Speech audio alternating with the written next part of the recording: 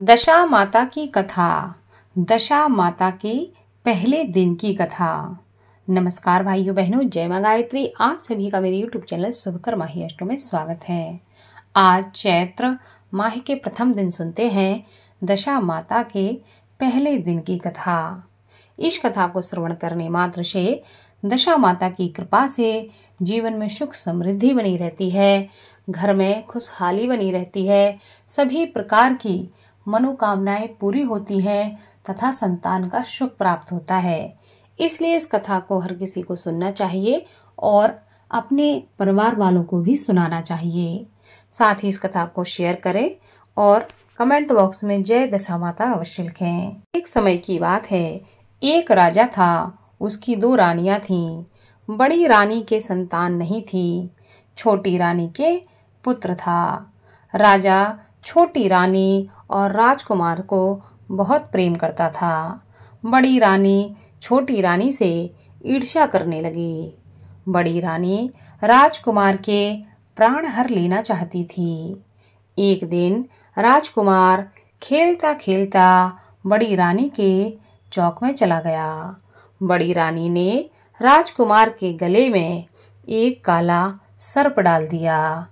छोटी रानी दशा माता का व्रत करती थी। राजकुमार दशा माता का ही दिया हुआ था। दशा माता की कृपा से राजकुमार के गले में सांप बिना नुकसान पहुंचाए वहां से चला गया। दूसरे दिन बड़ी रानी ने लड्डुओं में जहर मिलाकर राजकुमार को खाने के लिए दिए।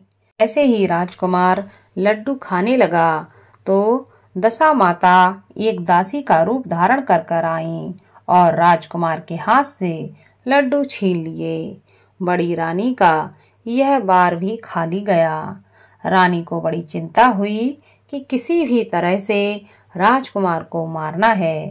तीसरे दिन जब राजकुमार फिर बड़ी रानी के आंगन में खेलते खेलते पहुंच गया तो रानी ने उसे पकड़कर गहरे कुएं में धकेल दिया।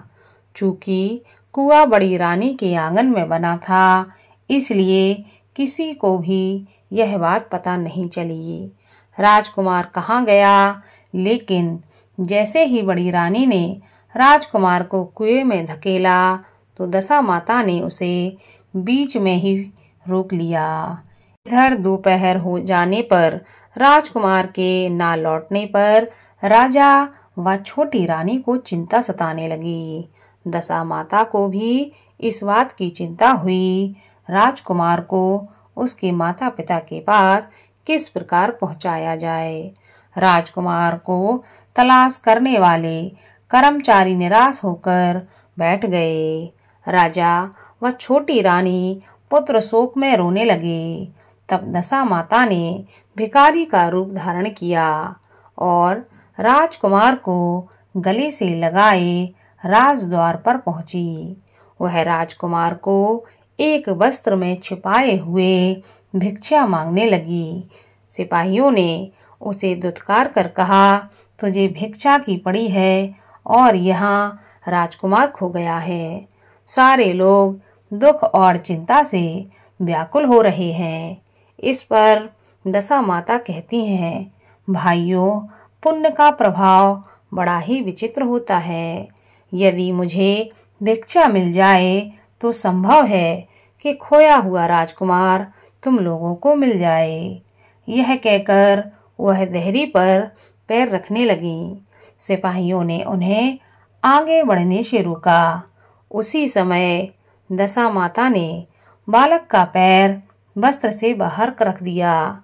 सिपाहियों ने समझा कि वह कुंवर उसके हाथों में है, इसलिए उसे अंदर जाने दिया। दशा माता कुंवर को लिए हुए भीतर चली गईं। उसने राजकुमार को चौक में छोड़ दिया और वापस लौट गईं। परंतु रानी ने दशा माता रूपी भिखारिन को देख लिया था। उसने कहा कि खड़ी रहो और कौन हो तुम? तुमने 3 दिन मेरे बेटे को छिपाकर रखा था। तुमने ऐसा क्यों किया? तुम्हें मेरे इस प्रश्न का उत्तर देना होगा। दशा माता उसी समय ठहर गईं। उन्होंने बताया कि मैं तुम्हारे पुत्र की चोरी करने वाली नहीं हूँ। मैं तो तुम्हारी आराध्य देवी दशा माता हूँ। मैं तुम्हें सचेत करने आई हूँ कि बड़ी रानी तुमसे ईर्ष्या रखती है। वह तुम्हारे पुत्र के प्राण हर लेना चाहती है।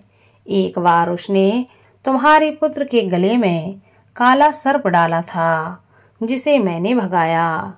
दूसरी बार उसने इसे विष के लड्डू खाने को दिए थे, जिन्हें मैंने उसके हाथों से छीन लिए थे।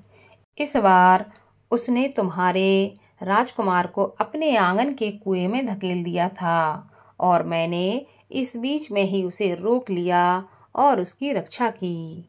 इस समय मैं भिखारिन के वेश में तुम्हें सचेत करने आई हूँ। यह सुनकर छोटी रानी दशा माता के पैरों में गिरकर क्षमा मांगने लगी। छोटी रानी बिनती भाव से कहने लगी, जैसी कृपा आपने मुझ पर दर्शन देकर की है, मैं चाहती हूँ कि आप सदैव इस महल में निवास करें। मुझसे जो भी सेवा पूजा होगी वह मैं करूँगी। इस पर दशा माता बोली, मैं किसी घर में नहीं रहती। जो श्रद्धा पूर्वक मेरा ध्यान स्मरण करता है, मैं उसी के हृदय में निवास करती हूँ। मैंने तुम्हें साक्षात दर्शन दिए हैं, इसलिए तुम सुहागिनों को बुलाकर उन्हें यथाविधि आदर सत्कार के साथ भोजन करवाओ और नगर में ढिंढोरा पिटवा दो कि सभी लोग मेरा डोरा लें और व्रत करें। इतना कहकर दशा माता अंतर ध्यान हो गईं। रानी ने अपने राज्य की समस्त सौभाग्यवती स्त्रियों को निमंत्रण देकर बुलाया और उपटन से लेकर शिरोभूषण श्रृंगार कर उनकी यथाविधि सेवा करके भोजन करवाया और दक्षिणा में गहने आदि देकर विदा किया। रानी ने अपने राज्य में ढिंढोरा पिटवा दिया कि अब से सब लोग दशा माता का डोरा लिया करेंगे। यह थी दशा माता की पहले दिन की कथा। बोलो दशा माता की जय।